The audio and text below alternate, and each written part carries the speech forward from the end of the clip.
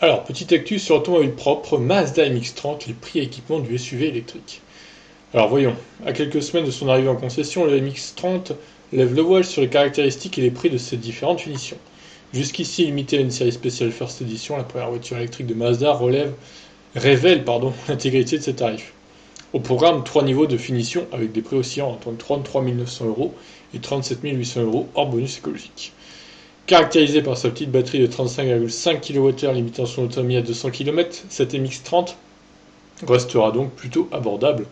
Dans son ensemble, du côté des équipements, le constructeur se révèle également plutôt généreux.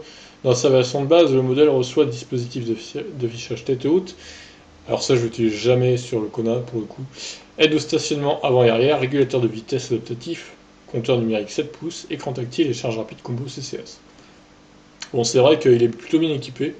Vendu 37 800 euros, la finition Modern Confidence y ajoute une sellerie spécifique, siège avant chauffant et volant chauffant aussi, tout ouvrant électrique, phare à LED adaptatif, caméra 360 degrés et système audio Bose à 12 haut-parleurs. À tarif identique, la version industrielle Vintage se distingue par sa sellerie simili-cuir et un réglage électrique 8 voies pour le siège conducteur. Alors ouais, du coup, les deux finitions ici sont vraiment les plus grosses, quoi. Donc le MX-30 normal, il coûte 39 900 euros, hors bonus. Donc on va faire le calcul, ça nous donne 27 000, ouais c'est ça, 27 900 euros. Bonus déduit donc pour ce MX-30. Alors ça reste plus cher que la nouvelle Zoé et que la nouvelle i208 de base, hein, quand même, avec beaucoup moins d'autonomie. Alors certes, il est beaucoup mieux équipé, mais enfin par rapport à la 208, pas tant que ça, mais par rapport à la Zoé, c'est sûr. Bon, le problème reste vraiment l'autonomie de cette voiture. Elle est pas moche si vous voulez, mais 200 km, qu'est-ce que vous voulez faire avec ça, quoi, honnêtement. La batterie est trop petite, quoi. Bon, voyons l'avis de l'auteur. Sur l'électrique, Mazda a une grosse pression. Avec 135,4 grammes de CO2 par kilomètre de moyenne l'an dernier, la marque Nippon est clairement dans les choux par rapport aux objectifs imposés par l'Europe. Avec cette MX-30, le constructeur espère pouvoir redresser la barre avec des objectifs en volume moins ambitieux que ceux des gros constructeurs. À 33 900 euros, le modèle n'est pas trop mal placé sur le segment des SUV. En comparaison, un Kia Niro avec batterie de 39 kWh sort à 38 500 euros.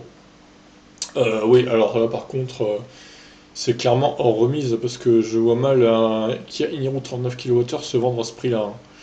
Ça me paraît un peu gros. On s'interroge toutefois sur le choix du constructeur de se limiter à une batterie de 35,5 kWh.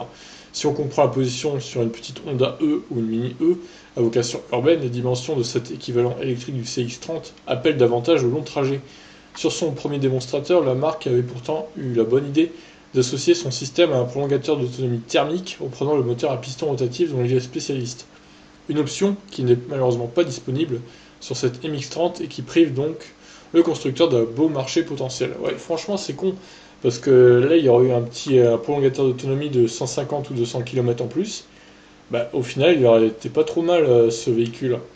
Mais là, clairement, on se sort avec une autonomie beaucoup moins élevée qu'une BM i30.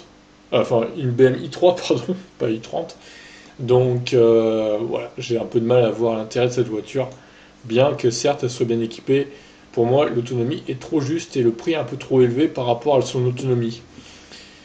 Voilà, bah, à vous de me dire ce que vous en pensez. Est-ce que vous intéresse cette MX-30? Moi, si j'avais pas de voiture électrique, elle m'intéresserait pas du tout, mais pas du tout. Sur ce, je vous laisse réagir. Ciao.